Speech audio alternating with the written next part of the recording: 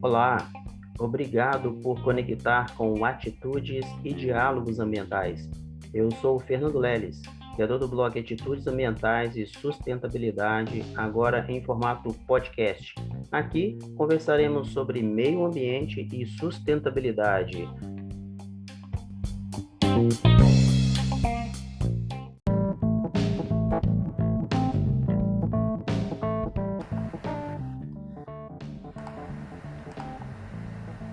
Olá, Milena. Muito bem-vindo ao Atitudes e Diálogos Ambientais. Tudo bem com você? Tudo bem, Fernando? Eu que agradeço o convite. É um prazer estar aqui para a gente gravar esse podcast hoje. Nossa, em nome aí do Atitudes e Diálogos Ambientais, a gente que te agradece, Milena, uma contribuição grande aí para os nossos ouvintes, tanto do podcast quanto do YouTube, né? A Milena, possui uma graduação em licenciatura em Ciências Biológicas pela Universidade Estadual de Ponta Grossa, 2002. Possui mestrado em Microbiologia pela Universidade Estadual de Londrina, 2004, desenvolvendo um projeto sobre fixação biológica de nitrogênios, fungos micorrízicos, promoção de crescimento vegetal em gramíneas. Atualmente é doutoranda no programa de pós-graduação em agronomia na Universidade Rural da Amazônia, desenvolvendo sua tese sobre o uso de subprodutos siderúrgicos na fertilização de espécies florestais, associada à inoculação de bioestimulantes. É professora efetiva da Universidade Estadual do Pará, lotada no Departamento de Morfologia e Ciências Fisiológicas do campus de Marabá, desde 2010. Então nós estamos aqui diante de uma grande profissional, especialista, e eu gostaria de dizer, porque, deixar para os ouvintes aqui que ela foi a minha professora no curso de Ciências Biológicas. Milena, um prazer ter você aqui apoiando esse projeto. Eu só tenho que agradecer, Fernando. O currículo, ele não diz muito sobre a gente, né? A gente está muito fixado em colocar títulos de onde a gente passou, por onde a gente passou, mas muitas vezes ele não representa as nossas experiências reais no campo, no dia a dia. E eu quero aproveitar para lhe dizer que é uma honra para mim estar com você aqui, retomando, né, revendo você depois de alguns anos em que a gente teve uma grande felicidade de poder trabalhar no curso de Ciências Biológicas onde você se formou. Parabéns, Fernando. Muito legal, muito obrigado. Milena, conte um pouco aí sobre o seu histórico profissional, os desafios ao longo da sua carreira. Um pouco eu conheço, né? Mas antes de você ser a professora, eu não conheço, e os ouvintes vão ficar ansiosos aí para escutar um pouquinho sobre seu histórico e seus desafios aí profissionais. Tá certo. Originalmente eu sou do Paraná e eu me formei em Ciências Biológicas lá, naquele estado. Fiz o meu mestrado na universidade, como você colocou. E quando você pergunta sobre o meu histórico profissional, ele começa quando eu migro do sul aqui para a região do Pará e a região do Maranhão, né, onde eu morei um tempo em Imperatriz, onde eu tive a oportunidade de conhecer. Talvez um dos primeiros desafios profissionais que eu tive foi realmente essa mudança de contexto, né? A gente veio de uma região que tinha uma outra pegada, um outro movimento de desenvolvimento, e a gente chega num lugar onde existe um mundo de possibilidades, e isso é muito bom, porque é um desafio que impulsiona a gente para frente, para dizer que de alguma maneira a gente vai ser útil, vai poder contribuir naquele local. Às vezes a gente se depara com escassez de conhecimento técnico, né? Gente que vem trazendo uma bagagem mais qualificado. Temos todo esse histórico aqui na região norte especificamente. E eu sou muito feliz de estar aqui hoje, desenvolvendo o trabalho que eu comecei em 2010 na UEPA. Venho ainda me localizando, porque não assim, né? Me solidificando numa linha de pesquisa, e me sinto muito útil e contribuindo com a sociedade. Muito legal, Milena, muito importante. E para as pessoas que saem, para quem não conhece, mas para as pessoas que saem do sul, do sudeste do país, você trabalhar numa região né, teoricamente Amazônia, Maranhão, Amapá, Pará, que seja, é um desafio muito grande. E é um desafio, é uma vontade, né, Milene, de contribuir para uma região que talvez, de certa forma, tenha poucas pessoas qualificadas, né? Assim, o seu currículo, o seu conhecimento é muito bem-vindo. Milena, para os nossos ouvintes aí, o que seria metais pesados? Consegue contextualizar para a gente um pouquinho? Sim, eu acho que é muito bom a gente começar por esse tema, né? Porque o termo metal pesado, ele é um termo bastante genérico, porque ele inclui diferentes elementos químicos que não necessariamente são metais, né? Então, atualmente, o termo que está sendo empregado para se referir a esses elementos, é o termo de EPTs, elementos potencialmente tóxicos. E esse grupo envolve metais, metalóides ou ametais, que tem como característica principal, vamos dizer assim, né, apresentar um número atômico maior ou igual a 20 e também uma densidade maior que 6 gramas por centímetro cúbico. Então, observe que não é necessariamente um comportamento metálico, né, mas é uma característica atômica mesmo. E esses elementos potencialmente tóxicos, que eu vou chamar aqui de EPTs para facilitar, eles têm como característica estarem associados com a poluição e toxicidade, né? E claro que esse grau de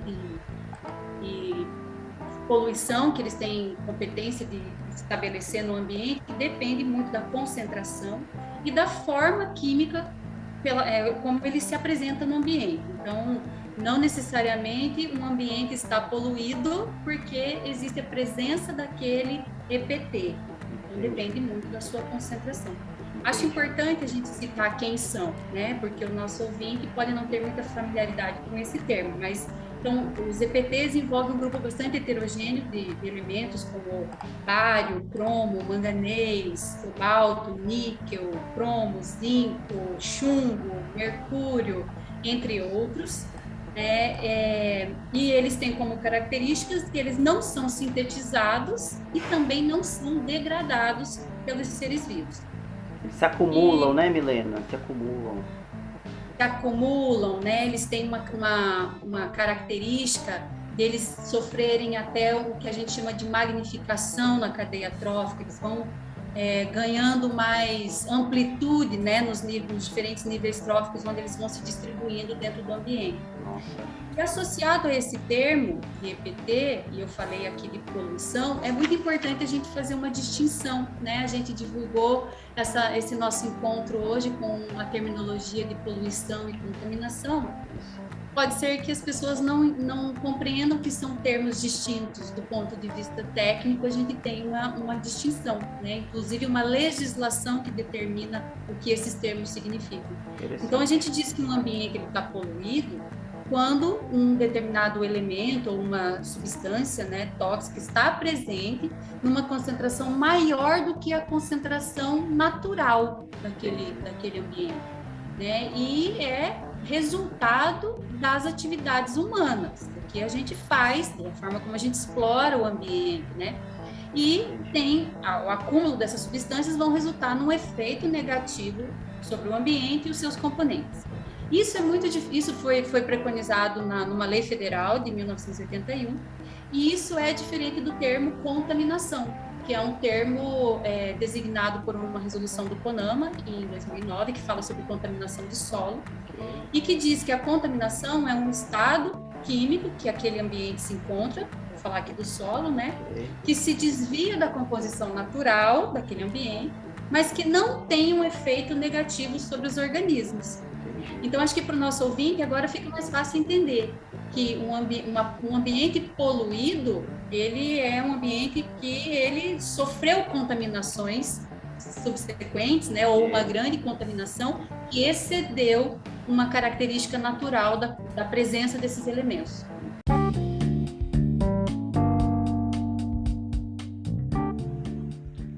Olá, está gostando de ouvir esse episódio? E que tal vincular a sua marca a esse podcast? Estamos à sua disposição. por isso que o CONAMA ele já coloca até os parâmetros, né? Ó, você faz uma análise de solo, por exemplo, de água, e você tem o parâmetro. Ó, acima desse parâmetro não é normal, tem alguma coisa errada, tem alguma poluição, né? Digamos assim, tem alguma coisa que não está normal, tem alguma ação antrópica, né, do ser humano, que está desviando a qualidade do solo da água da normalidade. Tá bem. Nós temos um histórico, né, de desenvolvimento de uma legislação que ainda não está no ponto ideal, porque nós temos uma legislação nacional e poucos documentos que balizam os valores que são considerados contaminação ou poluição nos diferentes estados do Brasil. Entendi. Então, nós temos uma política nacional do meio ambiente, nós temos as leis de crimes ambientais, nós temos as resoluções do CONAMA, e aí depois nós vamos ter um documento que saiu antes da resolução do CONAMA, que é um documento da CETESB, do Estado de São Paulo, onde é o documento que nós temos, o Estado, né, que tem os valores de referência. E aí você bem colocou, Fernando, que existem valores que vão balizar, vão nortear a gestão desses ambientes. Por exemplo, eu vou ter um valor considerado que é um valor de referência de qualidade, que é um nível de qualidade para a presença de um determinado elemento, mas que o ambiente vai estar considerado limpo. Nós temos um outro valor, que é um valor de prevenção, onde já é um estado de alerta, em que indica que há uma alteração naquele ambiente, né, e que requer um monitoramento. E num estágio mais avançado, nós temos o valor de intervenção, que é quando você já tem uma quantificação da presença desses poluentes, desses contaminantes, em níveis acima do qual vai já desencadear, representar um risco à saúde pública, né? Requerendo uma ação de mitigação, de correção, de limpeza, seja lá qual for o caso. Então, bem colocado por você, essa questão dos valores que norteiam aí a qualidade do solo e da água. Que o parâmetro, mas o Brasil ele está caminhando, né, para essa questão da qualificação dos estados, municípios, de certa forma, e de certa forma é um pouco prejudicial, né, porque você precisa pegar uma norma do CETESB, que é lá de São Paulo, para basear no município, no estado, um estado, né, diferente de São Paulo, mas infelizmente a gente precisa seguir, né. Esse foi um desafio que eu vivenciei há pouco tempo, num estudo que nós estamos desenvolvendo aqui em Marabá, e eu fiquei em dúvida qual era o documento que era mais adequado, né? E aí a gente tem uma tendência a pegar o documento da CETESB, que ele traz ali os valores, e a gente sabe que a CETESB desenvolve muitos trabalhos, e trabalhos bem feitos. Com certeza. Quando nós aqui no estado do Pará não temos nossos próprios valores, embora já tenham sido levantados no estado, não são reconhecidos na legislação estadual. Entendi. Então, de maneira geral, como regra, qualquer pesquisador, qualquer profissional que esteja trabalhando com contaminação, ele precisa ainda se nortear pela resolução do CONAMA de 2009. Infelizmente, mas assim, antes, pelo menos a gente tem uma legislação para se basear. Milena, e falando de poluentes, né, de metais pesados, né, esses persistentes aí no organismo, que tipos de impacto ele pode causar no meio ambiente, assim, de forma mais resumida? Antes de falar apenas dos impactos negativos, eu acho muito importante elucidar, né, para os nossos ouvintes que os EPTs, eles são de diferentes origens. Eles são de origem natural, porque nós temos que pensar que esses elementos eles não são sintetizados, eles estão na natureza. Então, a gente diz que eles têm uma origem natural, porque eles são originários do material do próprio solo, a rocha matriz. Então, por isso que a gente tem essas variações dentro de um país continental igual ao nosso. Brasil, né? Nós vamos ter níveis de EPTs distintos, dependendo da composição mineralógica do solo da região que a gente estiver considerando, né? Entendi. Então, existem minerais que vão ser ricos em chumbo, como a galena. Nós vamos ter minerais que são ricos em magnésio, ferro, manganês, como a rubronita. Então, como é de origem natural, nós temos que que ter em mente que eles estão presentes, mas eles não representam contaminação nem poluição, porque eles estão diluídos na matriz do solo. Entendi. A nossa preocupação são os EPTs de origem antropogênica, que são os EPTs decorrentes, né, que afloram na superfície ou nos reservatórios, decorrente das atividades humanas. Aí esses que representam, de fato, o risco ao ambiente e aos seus ocupantes aqui, os seres vivos, né? Entendi. Então, ações como a irrigação com água contaminada, queimadas, né, que emitem aí para o ambiente elementos como mercúrio, como cádmio, né, são volatizados. O uso de fertilizantes, a gente sabe que é uma prática que contribui para o acúmulo desses elementos. Esses fertilizantes que nós usamos aqui no Brasil, com exceção dos fertilizantes nitrogenados, todos os outros eles têm a sua composição a partir da extração de rochas. Entendi. Então, eles são oriundos de rochas, essas rochas elas são ricas, são fertilizantes fosfatados que nós buscamos, mas junto com o fosfato, nós temos chumbo, nós temos cobre, níquel, zinco, cromo. Existem trabalhos que quantificam isso. A produção de fertilizantes fosfatados, o quanto gera no ambiente, o quanto aflora da rocha esses outros elementos que vão se acumulando, né, e que não são essenciais ao metabolismo celular. Além disso, os pesticidas, a própria atividade de mineração, a produção de combustíveis são exemplos de atividades que contribuem para aumentar o nível desses elementos acima dos níveis naturais. E Milena, não necessariamente, então, você faz uma análise de solo, por exemplo, fazendo um trabalho de remediação ou de investigação, onde você encontra um poluente desse e fala, opa, isso aqui é poluição. Não necessariamente, né? Faz parte da composição, de certa forma. Não, porque para ser poluição ele precisa estar acima do nível normal. Você pode encontrar ele numa concentração baixa, diluída na matriz. Aí, Fernando, é a importância de cada estado conhecer a composição mineralógica dos seus solos. E isso estar determinado. Né? E aí abre o campo para pesquisa, né, Milena? Investimento em pesquisa. Isso. Além do investimento em pesquisa, isso é fundamental para balizar as diversas atividades que exploram esse recurso. Eu falo muito de mineração, porque é o que eu vivo aqui na minha realidade. Então, como a gente vai saber que aquela atividade ela está poluindo de fato aquele ambiente? Nós temos que ter um valor de background que a gente considera o natural e o que é acima disso que já vai estar no nível de poluição. Entendi. Então, muito bem colocado. E a presença do elemento não necessariamente representa poluição. Entendi. Mas você perguntou quais são os efeitos que podem ter no ambiente, né? Nós temos que compreender que esses elementos, muitos deles são essenciais. Nós podemos citar alguns tipos de metais aí. Por exemplo, os seres vivos precisam de cálcio, de ferro, de zinco. São elementos essenciais e que estão dentro dessa categoria aí de metais, por causa do raio, né? Do número atômico, como eu falei no início. Né? Mas tem outros que são só contaminantes, que eles não são necessários. Alguém precisa de chumbo para sobreviver? Pois eu acho que não.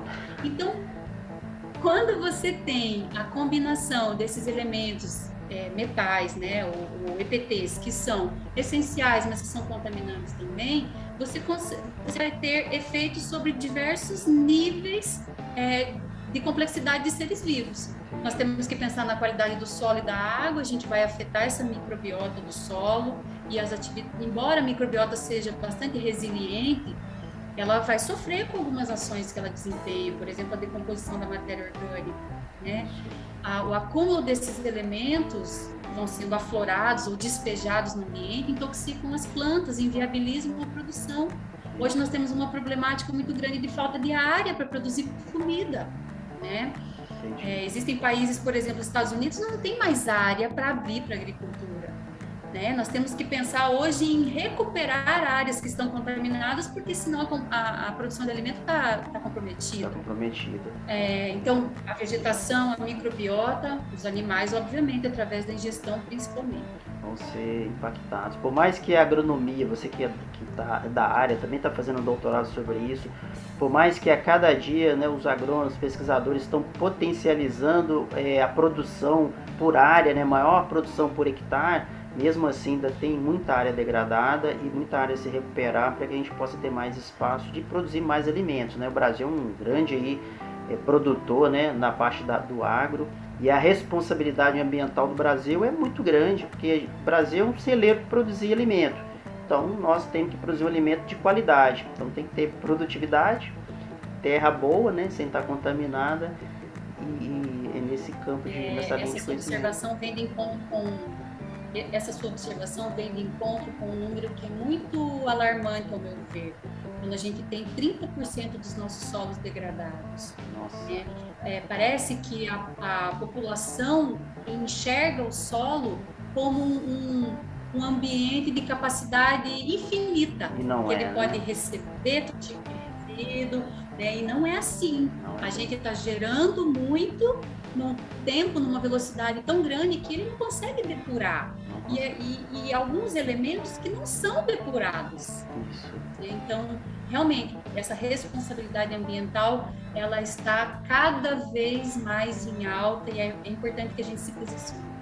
Tá ótimo. E Milena, nosso tempo é bem corrido, é uns 30 minutinhos. Vamos falar um pouquinho sobre algumas alternativas de mitigação desses impactos? Existem. Depende do tipo de origem da contaminação, nós podemos separar duas grandes formas, né? Aquela ação de mitigação in situ, em que é feito alguma coisa diretamente no local que foi impactado, contaminado, poluído, ou alternativas que são ex situ, né? Quando você recolhe esse material contaminado e vai proceder a algum tratamento. Entendi. Os tratamentos, eles são físicos, químicos e biológicos. Eu não tenho autoridade, né, para falar sobre tratamentos físicos e químicos, eu só conheço por alto essas tecnologias, mas a minha praia é mais o tratamento biológico. E aí eu chamo aqui a atenção, né, para a biorremediação e a fitorremediação. Mundialmente existe um esforço muito grande na pesquisa com fitorremediação, em que são investigadas, né, plantas que têm esse potencial de acumular esses poluentes. Então, nós estamos no movimento de selecionar espécies, espécies de diferentes grupos, não estou falando só de arbóreas, né, mas existem exemplos de experimentos que foram muito positivos com trigo, com girassol, com canola, né, mas outras espécies arbóreas como o próprio eucalipto, a acácia, que apresentam esse potencial fitorremediador, e aí as plantas interagem com esses elementos do ambiente e conseguem extrair e dar alguns destinos dentro dessa interação com o solo. Junto com isso, a gente associa a biorremediação, já é uma tecnologia consolidada, que a gente sabe da importância e da eficiência, em que você associa micro-organismos prospectados do ambiente com essas plantas, e a conjunção torna esse processo muito mais otimizado, e nós temos conseguido, eu falo nós, né, a comunidade científica tem conseguido resultados excelentes na limpeza, né, de ambientes contaminados. E no caso do uso de micro-organismos, é bastante interessante porque você usar um micro-organismo para retirar um poluente permite muitas vezes que você consiga recuperar esse elemento a partir da ação do micro-organismo e dar um outro destino. Você pode inclusive inserir ele de novo como matéria-prima, caso seja a situação, né? Um elemento que é, por exemplo, necessário, você pode recuperar e reutilizar. Nossa, é incrível, né? Como as plantas e os micro-organismos, né? Assim, a biota é importante, né? Como é que eu poderia dizer? Utilizar um poluente que faz mal para o meio ambiente, de certa forma ingeri-lo, né? Fazer aquela digestão, aquela interação microbiológica, de certa forma, eu não sei dizer, fisiológica, e transformá-lo em algo bom. Essas plantas são realmente fundamentais.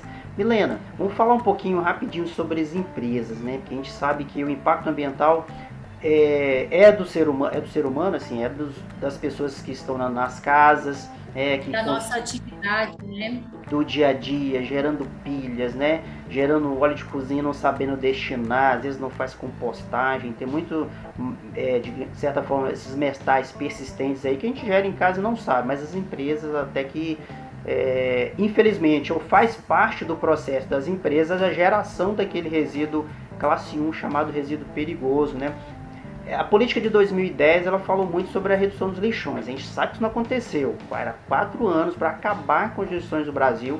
Isso não aconteceu. Muitos municípios, ou a grande maioria dos municípios, ainda não tem uma destinação ou um aterro adequado para receber os resíduos. Não sei se você consegue ajudar a gente. O que as empresas têm feito para reduzir esse impacto, hein, Milena? Bom, existe um movimento, né, em prol disso. A legislação veio apertando e esse é o papel. Nós temos que cuidar do ambiente e precisamos de uma legislação que ajude a nortear o empreendedor, o empresário, né? Ele precisa ter um norte de como ele deve gerir isso daí, quais são os critérios que ele deve atender. Então, é importante a legislação, porque muitas vezes as pessoas observam a legislação como que ela fosse algo do mal, que joga contra o empreendedor. E não é esse o papel, né? Ela tem que vir para cuidar do nosso ambiente, nortear essas ações e orientar esse empreendedor. Eu acho que nesse contexto, Fernanda, a gente precisa trazer aqui à tona uma questão de uma mudança de comportamento que foi sendo necessária ao longo dos anos, porque a gente tem sim que pensar no que fazer com o resíduo que é gerado, mas a gente tem que pensar no antes, né? E aí eu trago à tona aqui a política, né, dos 5 R's, quando a gente fala que qualquer atividade ela tem que pensar, ela tem que repensar a sua função, utilidade, necessidade e objetivo final. O outro R é de recusar, o outro R é de reduzir, o quarto R é de reutilizar e o último R é o de reciclar. Né? Então, essa política, ela visa de maneira geral fazer a redução da geração desses resíduos em diversas etapas do processo produtivo, desde o planejamento, a escolha da melhor matéria-prima, a otimização dos processos produtivos, ao tipo de tratamento que precisa ser dado para cada tipo de resíduo em particular. E tudo isso que vai resultar numa diminuição da geração, também vai resultar numa diminuição de custo da gestão desses resíduos. Então, hoje o que a gente percebe é um movimento dentro de cada especificidade, né, dos diversos assim, setores produtivos, da busca por tecnologias para estabelecer a economia circular, né, reintroduzir resíduos na própria cadeia produtiva, agregar valor a esses resíduos. É atrás disso que as empresas estão hoje, né, e dessa forma atendendo a esses pré-requisitos ambientais, sociais, né, de responsabilidade.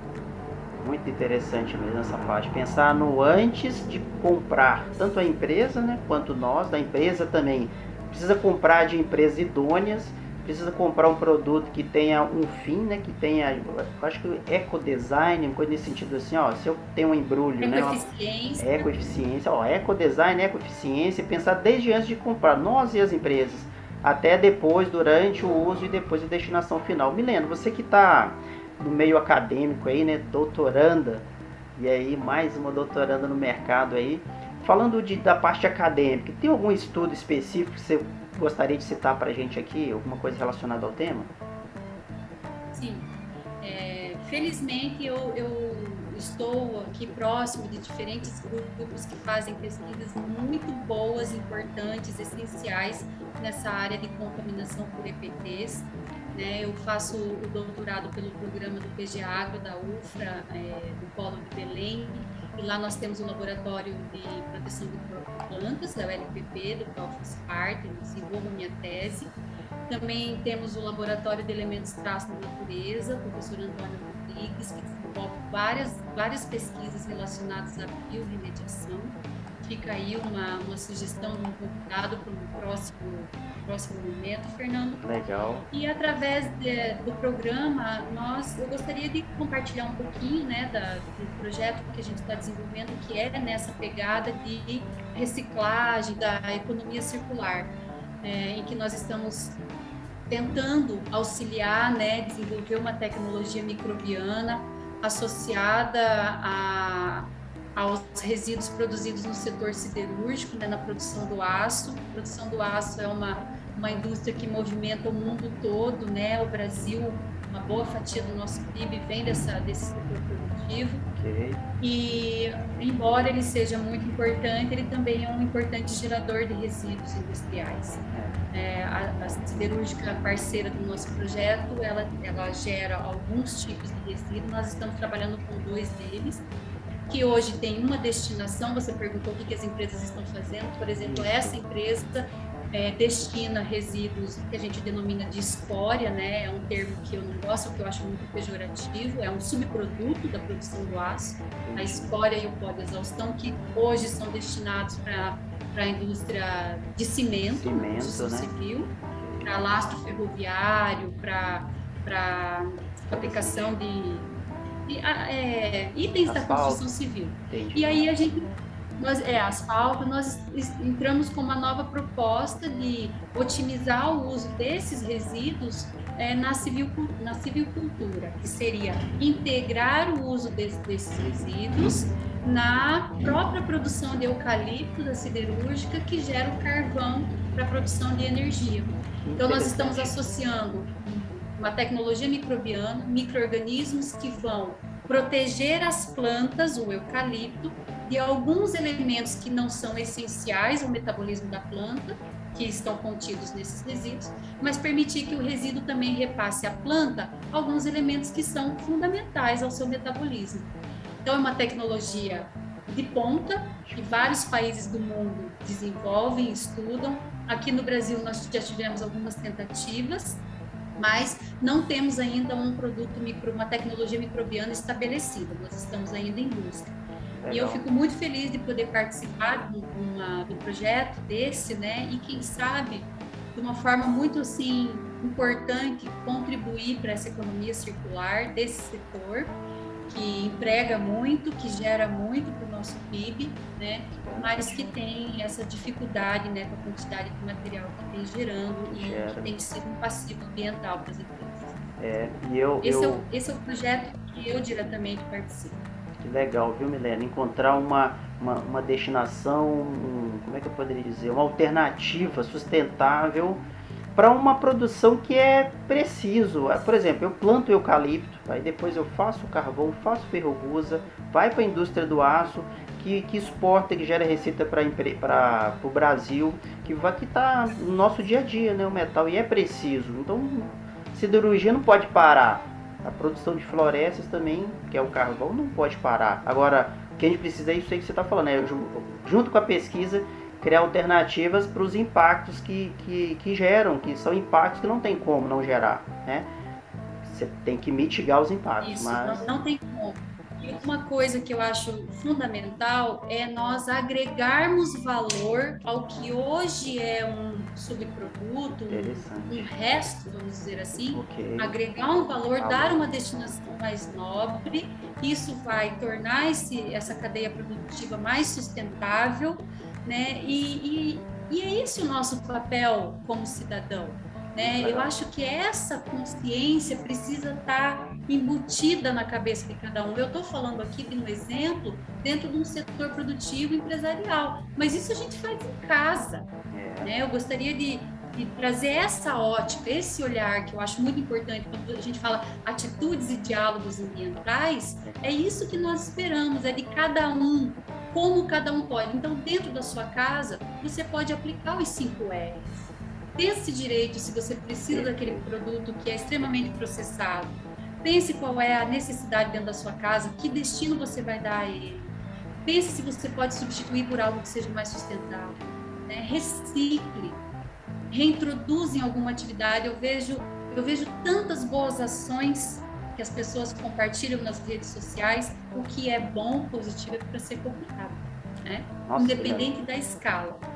Perfeito, esse seu fechamento aqui foi fenomenal, trazendo tudo a ver, né? Nesse nosso diálogo, novas alternativas sobre impacto, sobre remediação. Milena, esse assunto é muito amplo, né? Claro, vai gerar uma tese de doutorado e a gente não consegue esgotar com 30, 40 minutos.